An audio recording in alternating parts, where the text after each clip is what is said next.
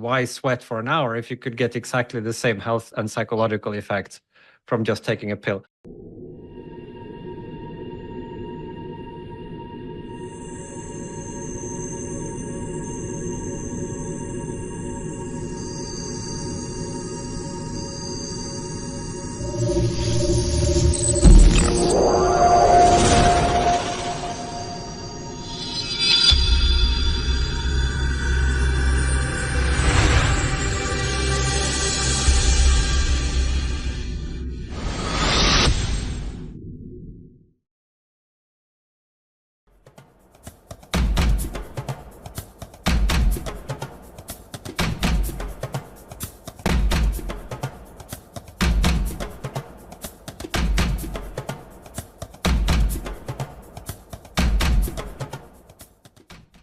You know, we've been talking about the metaphor of a particle accelerator to kind of break matter down to reveal itself. Yesterday we had a session with Dan Turner and Pete Naszczak, which was a kind of particle accelerator to explain what it would be like to have this race to superhumanity, to become post-biological human beings. And it was a very clarifying session to see what is at stake on both ends. This session that's coming up is, in that sense, a truly powerful particle accelerator, because here is one philosopher and thinker who is seen as the seer of Silicon Valley. And barely 10 years ago, he wrote a very influential and definitive book called Superintelligence, which was a kind of image of what will happen if AI goes wrong, if it is not aligned with humanity. And in 10 years, that conversation, which seemed very far out and futuristic, has already come home to bubble at our thresholds and at our doors. And now, with that same kind of prescience, he has written another book called Deep Utopia, which is about what will happen if AI goes right. What if the apocalypse doesn't happen and all that we are being promised, this abundant, automagical world, comes to pass? Then what would human beings do? So really what is pivoting in this session is both these ideas. What if AI goes wrong? What if AI goes right? And what and why is that still a crisis for humanity? So he's also, what makes him so intriguing is that he himself is a transhumanist. He's had his body, he wants his body cryogenically frozen when he dies, waiting for a time when it can be auto-uploaded into, as I said, President Biden is creating non-sentient bodies that you can swap when, you know, it's time to change your body and continue life. So these are ideas of longevity, age reversal, transhumanism, bioengineering, bioenhancement, everything that we've been engaging with. He is a proponent and a practitioner of that, and yet he is also that warning signal. So again, he's one of the few speakers who we could not have here, but his mind is too vivid not to miss over here, and it was too important in this jigsaw of ideas that we're trying to create to, you know, let go of him just because his dates didn't allow him to come in person. So ladies and gentlemen, please welcome virtually Nick Bostrom.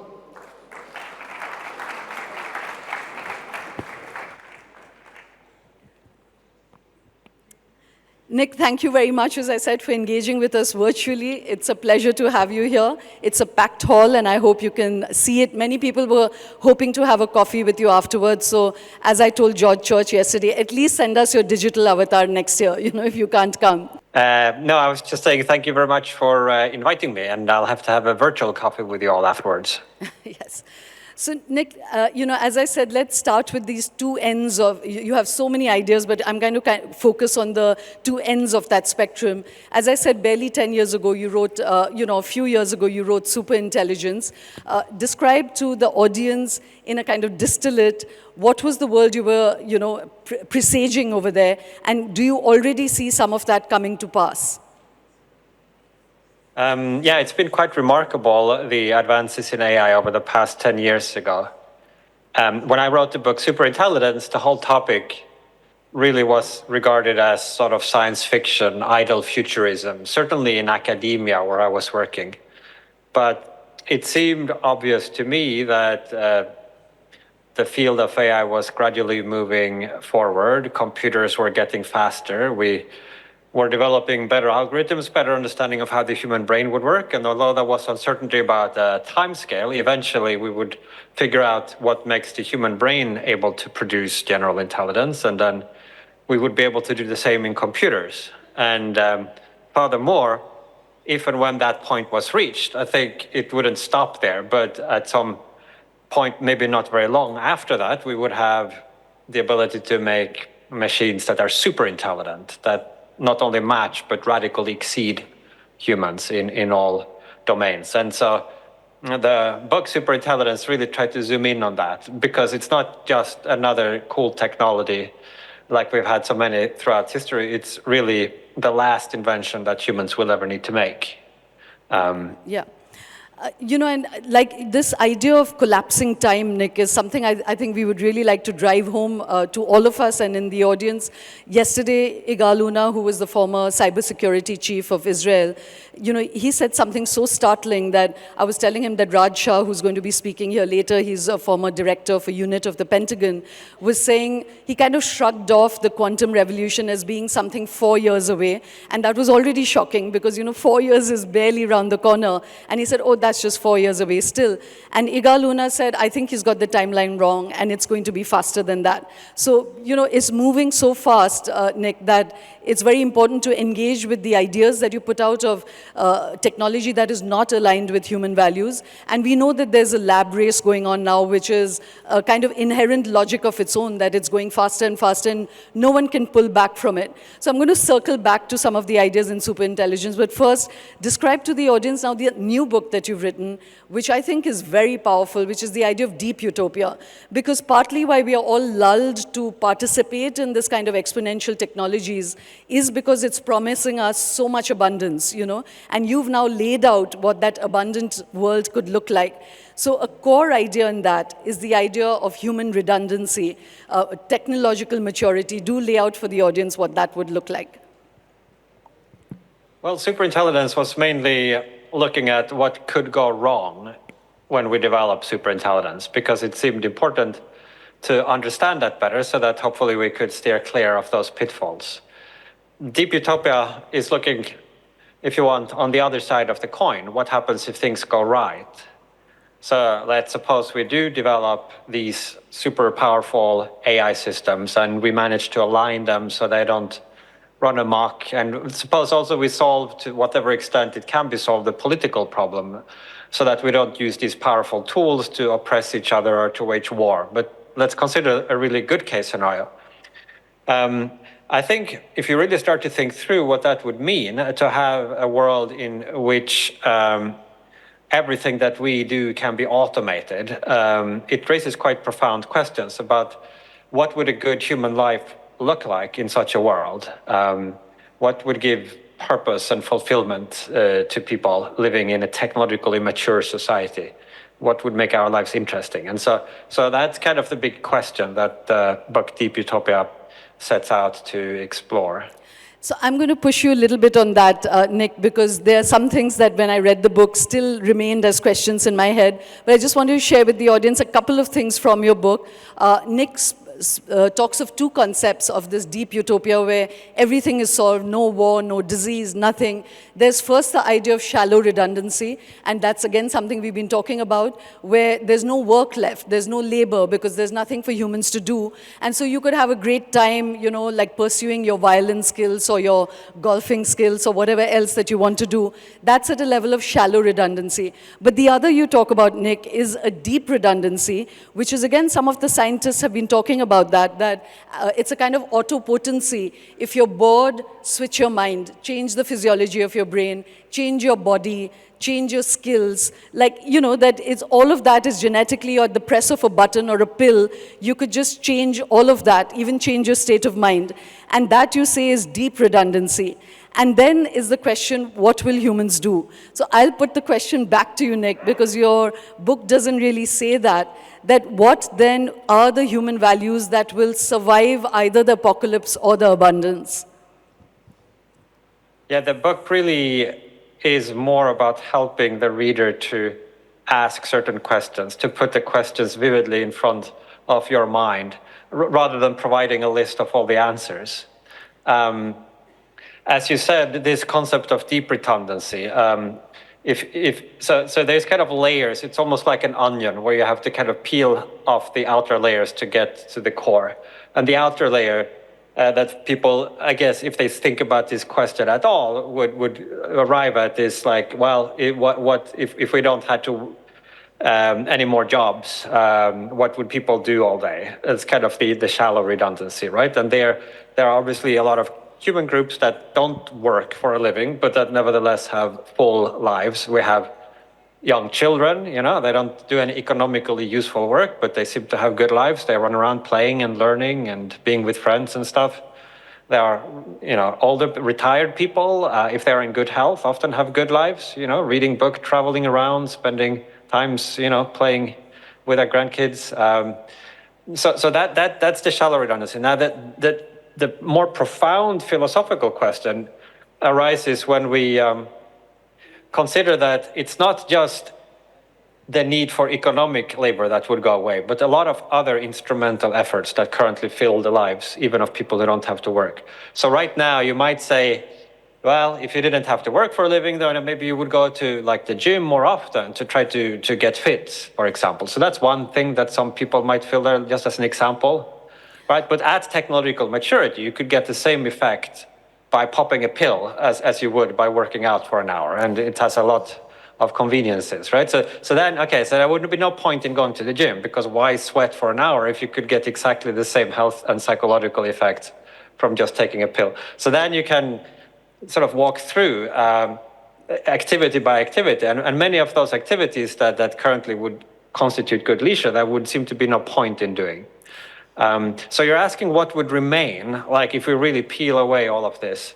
And there I think we have to sort of build things up from the ground up again. So at the basic level, we have pleasure, like just sheer delight, which certainly these inhabitants of a deep utopia could have in abundance through neurotechnologies, whether it be drugs or implants or uploading into code. They would have very advanced ways of manipulating their brain states so that if they wanted to, they could feel immense levels of bliss, excitement, passionate engagement with their surroundings.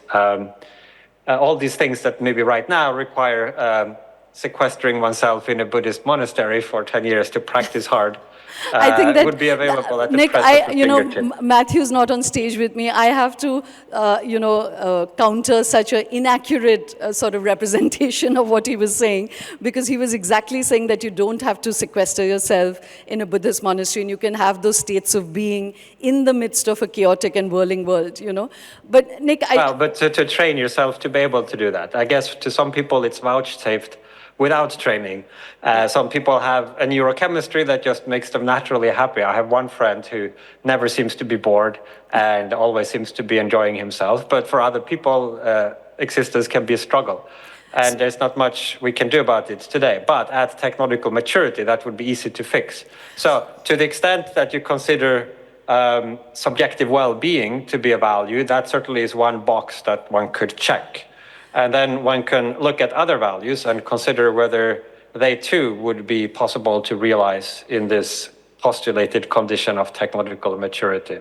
So Nick, laid out over yesterday, we've kind of looked at many of these scenarios, and in a way, again, like I said in the introduction to you, that in a way, this conversation is echoing a conversation we had yesterday when Dan Turner, who's part of this Enhanced Games project, which is a race to enhance superhumanity, and his friend Pete Nashchak is part of the Navy SEALs, and he had a very succinct, he said, harden the fuck up, that's the way to do it, not by popping a pill, and they kind of argued out the many scenarios where these two things could play out. But to focus on you, Nick, as I said, you personally are a transhumanist. You do believe in bioenhancing and digital uploading and all of this. So, and Elon Musk, Sam Altman, all of Silicon Valley are admirers of yours. They know you.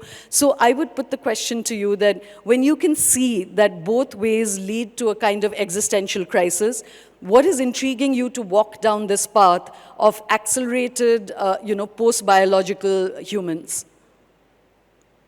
Yeah, I'm not sure I would call myself a transhumanist. I have a whole problem with all of these isms. They are sort of idea packages that bundle together a lot of different claims and concepts, and a lot of people use the labels in different ways. I don't necessarily want to endorse everything that somebody has claimed transhumanism is, but I think that the potential, if things go well, is to unlock something vastly better than the current human condition. You might think of it as a post-human condition, where our current biological limitations could be overcome. And so this might, like the most obvious dimension of this might be health and longevity, like just the ability to live without having your body decay, without getting headaches and flus and stomach bugs and gradually just like heart disease and cancer and all the other things that come as you grow older. This I think would be an urgent thing to fix. And then beyond that, I think we could imagine various ways to enhance human cognitive and emotional capabilities, so that I think just as there are things that we think are really valuable that give human lives a lot of meaning. If you think of, for some people, maybe it's music, for others it's humor and comedy, or romantic love, or science, discovery. Like to chimpanzees, none of these things are available. They don't have science, right? They don't have music. So without the slightly different brains that we have, those things not only would they be inaccessible, but they would be unimaginable. And I think similarly to us now, it's not as if we have suddenly arrived at a pinnacle where all these possible ways of deriving meaning and enjoyment from reality are open to us. I think our brain still place limits, and if we overcame some of those, there would be these new modes of beings that would come into view, is my conviction, some of which might be extremely worthwhile and wonderful. And so that, I think there is the possibility of this much larger space, and like being able to peek into that, at least not rejecting it out of hand without even having kind of opened the door a little bit and see what might be in there in this large cathedral of possibilities, is I think the motivation for me to be interested in these prospects.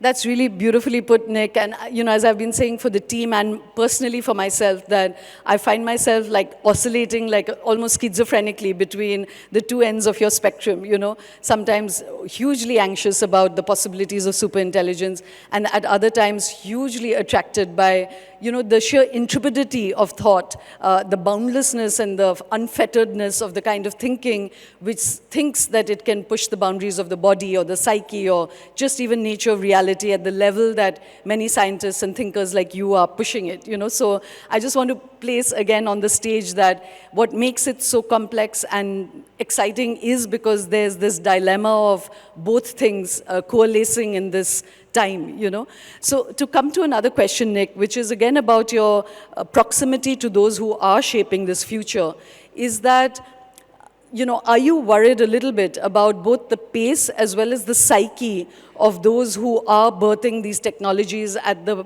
at the pace that it is already happening? And there I just add one more idea that David Reich yesterday said that even Homo sapiens, for the longest time there was this idea that there'll be an intelligence explosion and there's a clear divide between Neanderthals and Homo sapiens, but it's not that. It was a slow heating of the waters, and suddenly you were Homo sapiens without really knowing when you became that. So similarly, we might be just transiting into becoming post-biological beings without us entirely having a kind of cut-off BC AD date. So that's why I'm asking that you know them well. Are you worried about the kind of pace of it, the psychology driving it, or do you think we're on a safe path? Well, I think the pace of it is probably fairly independent of whoever the particular individuals are that are in the driving seat. If you imagine rolling human history, say from the 1980s or something forward many different times with slightly different initial conditions, I think at some point you build fast enough computers to run these deep neural networks, and somebody will figure out the algorithms to do that, and then there will be companies formed to take advantage of that. So I think to some extent these dynamics are baked in, driving the capabilities forward. Now, it might be that there is a path dependency in exactly how this transition happens. It might be, for example, that the values of the creators of the initial superintelligence, or the culture in which it happens, or the country in which it happens, perhaps will sort of steer us down one track rather than another. And so that quite a lot might hinge on that. I mean, I think for relative to plausible alternative histories, I think we seem to be fairly fortunate in the motivations of a lot of the people working in these labs. There are a lot of idealistic people there who seem to care about having a good impact in the world, who are not just in it to make a buck. A lot of the key people in the leading frontier AI labs feel that they have a larger historic mission, I think, and you can always wish for more. I mean, humans are kind of an imperfect material to work with, but like I think if you could just sort of rerun it from like have another run of human history, I think we might easily end up in a worse situation than we are now. And a lot of the problems we have, I think, arise from the competitive nature between different companies that have to race to get there first. And then there's the geopolitical dimension to this between the US and China, et cetera. So there are a lot of forces that are kind of pushing forward that are independent of the motivations of any particular individual. I'm going to come back to examine that just for a moment, Nick, because I think it's really important, this whole idea of taking some responsibility when you're birthing something this, kind of powerful. And I've been kind of quoting just one or two of them over the last 2 days, but there are many, from a Jeffrey Hinton to Demis Hassabis to, Dario Amodei. Many of them are saying that they're spending sleepless nights really trying to find the correct path on this. And I want to come back to examine that. But I just want to pick up on something you just said, which is that the ideology of either the nation or the company or the person that actually cracks superintelligence first is going to determine the sort of trajectory of this technology. And you've used this phrase earlier that ideology in a way will get frozen into the technology, and then it'll just expand massively. And I want you to expand on that idea because I think it's a very important one, because this kind of cybernetic massive system that will be created, which will then self-grow, set its own purposes, its own goals, will begin with a kind of personality that is going to get sort of fingerprinted on it by those who create it at this point. So talk to us about that and where that could lead, and it's a very worrying idea. Yeah, I wasn't making the claim that that will happen, but it seems like a possibility. And if we look at some of the alternative possibilities, it's that the technology has its own nature that is sort of independent of what the people creating it want, which is maybe even more worrisome. And then there are possibilities where the process of creation is guided by wider societal processes where maybe governments are involved or even some international process. Maybe you think of that as a more optimistic take. But I think whichever values this initial generation of superintelligence gets endowed with are fairly likely to persist, perhaps indefinitely, into billions of years into the future, because I think superintelligence would, especially if there was just one that became very powerful, would probably have the ability to develop the technologies then to preserve its goals, to avoid goal corruption. And it seems like a convergent instrumental value for a lot of different goals that if you have them, you want to prevent those goals from just being randomly changed. It's almost like the definition of a fundamental goal is that thing that forms the criterion by which you evaluate different possible outcomes. So yeah, there is a possibility of this being kind of frozen in relatively shortly after the development of the first superintelligence. Nick, I don't know if the full weight of what you're saying is entirely sinking in, and I just urge the audience to remember that just 10 years ago when Nick was speaking about all of this, it seemed like he said some kind of long distance, just speculative futures and, completely implausible things, and we're now discussing it as a reality right at our doorstep. So one is to drive home the urgency and immediacy of what you're saying, Nick. I think it's really important that we all begin to understand this and engage with it much more deeply. Just one last idea, Nick, before we move to the next session, is that you had this idea of a cosmic post. And, you know, Mike Levin, who's also part of our lineup, he also spoke about AI as possibly, you know, kind of predetermined structures, sort of ideas, blueprints, and what we are creating is like an interface that will bring down these ideas. You spoke of that as well, you know, almost like a Platonic world where these things already exist, mathematical principles, etc. In another context, I'd say that almost sounds like spiritual and divinity, but talk to the audience about this idea of a cosmic post. What do you mean by that? A cosmic host, yeah. So this is my most recent paper, actually. So these are very new ideas that are not yet fully developed. But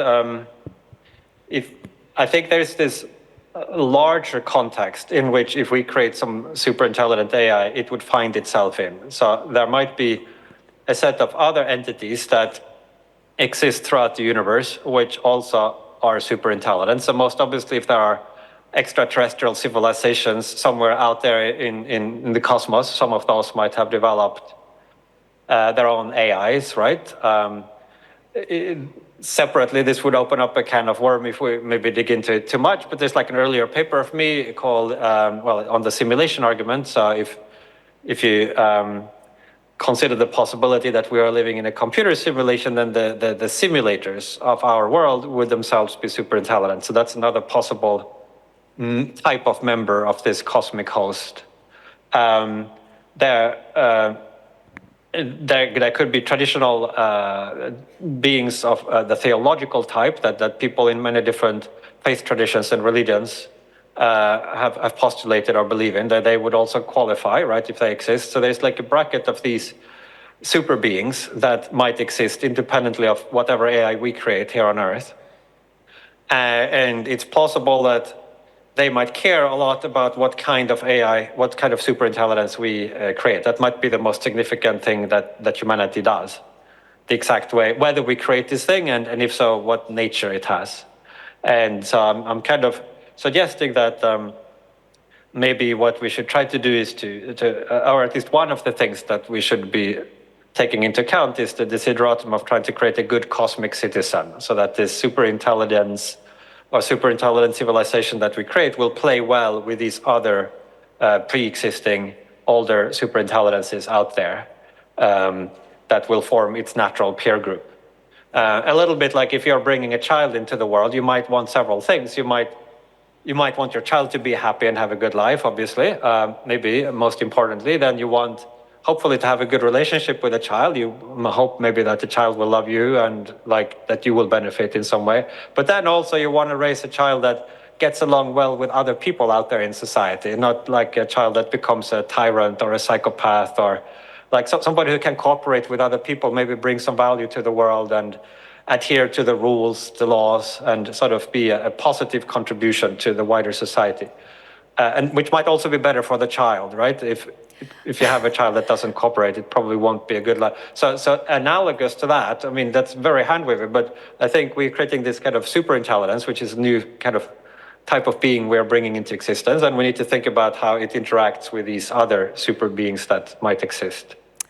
Well, Nick, just literally last thoughts. We began the conference with David Hansen, who's been creating these humanoid robots to make society understand that robots are going to live amongst us, and like you said, socialize them, try and emotionalize them, humanize them in a way that they'll sit well with us. Igal Luna yesterday said that already there are systems that are talking to each other in ways that are surprising their creators. For the moment, their creators have turned it off, but it shows that when you have these very complex integrated systems of processing, intelligences coming together, they are emergent properties. And I have spoken to some deep inside the belly who can't come publicly and speak about it, and they're all saying that those who are inside the technology and creating it are extremely surprised by some of the things that are happening. So I'll end with that one last question to you. You know them all at one remove. Do you know it, beyond what is publicly available, where has these technologies already reached? Sam Altman has publicly said that we're a few thousand days away from AGI, and then the next step would be superintelligence. What's your own understanding of it? And I think we are at a point now where we can no longer be confident that we won't have AGI superintelligence within a very near future. Like, it might drag on a little bit, but particularly in the frontier AI labs, OpenAI, Anthropic, Google DeepMind, a lot of people there are taking these very short timelines seriously indeed. And I think in wider society, although there has been a lot of conversation over the past couple of years, including statements from the White House and a lot of business leaders talking about AI, I think the penny really hasn't quite yet dropped. A lot of people still think of it as a sort of mobile internet or the cloud or like the latest buzz term. And I think it hasn't quite sunk in what it really would mean if and when we cross this threshold. But it's we've never done this before, so there's like a kind of limit to the certainty one can have, particularly about the time scale. Sometimes these things just take longer than it looks like they would. Like, they're sort of from afar things seem simple, and when you get close, you see how many details you need to get right. So, but it is striking if you have, like, if you're a parent and you have a young child today, like, you're thinking about what kind of world they will, like, if they are like 10 years today, by the time they're like going to the university or entering the labor force, it's possible, right, by that time that humans no longer really need to do any work, and that we've kind of, because once you have superintelligence, I think the further step towards technological maturity might be quite quick. Like, when you have research and development happening at digital timescales rather than biological timescales, and superintelligence applied to improving the superintelligence even further. That would be like the first and most obvious application of these superintelligent research minds, right? Would be to make them even smarter. So this is the intelligence explosion hypothesis, that once you get to a certain point, you might have a very rapid period where you zoom from something slightly above human to something radically superintelligent within, months or a few years or something like that. Nick, it does make it very, like, it's a strange time to be alive. If this picture is correct, like, maybe this is all just, crazy talk, but if it is correct, then it does place us at this very unique moment in all of human history, just kind of on the threshold to this different era, which is a kind of peculiar place to find oneself in, out of all the people who have lived before, and maybe all the people who might live in the future if we colonize the galaxy, and yet we are here, where we might have this proximity to this big lever of world history. So make of that what you want, but it's an interesting time to be alive, at least. Nick, I'm just going to share with the audience, what you've said is, it's so weighty and it's so profound, and I'm immediately reminded of a very young researcher called Leopold Aschenbrenner, who's written a series of essays, and all of you can read it online. It's called Situational Awareness, and they're all coming out of Silicon Valley, OpenAI, and he said that it's terrifying that you're, as you said, you're literally on this threshold of history, and he said we're all 25-year-olds, pretty much. You look around, you think that they're going to be philosopher kings that are kind of governing and thinking through the framework for these technologies. And he said, you look around and you realize that there's just this handful of us 20-year-olds and 30-year-olds who are mucking around in the playpen and really creating something this profoundly powerful. So that's just one thought to leave us with. And second, I completely buy what you're saying, Nick, that there's so much of idealistic abundance, that promise of let's make the world a better place that everybody speaks of. But it's sobering to remember that even in this, like the short field, somebody like OpenAI have disbanded their super alignment team. So Ilya Sutskever and Jean Lieke and all of the others have been talking about how, super alignment isn't being given that amount of attention. And that's true, again, of Google and Meta and all the other big companies. And like you said, there's an inherent logic that is driving them to move faster and faster. There's a geopolitical logic, there's a financial logic, there's a personality logic. All of that is coming together to roost. And we're on that precipice of both abundance and apocalypse. You're reminding us of both. Nick's book has this Professor Greiter, which is a kind of alter ego of himself who never appears in the book, So in a way, that's that kind of shadow self who none of us have the answers. And like Professor Greiter, never makes an appearance. Nobody yet is making an appearance with answers, but definitely the perfect questions. Thank you for sharing those with us, Nick, and thank you for joining us. No, thank you, everybody. Thank you.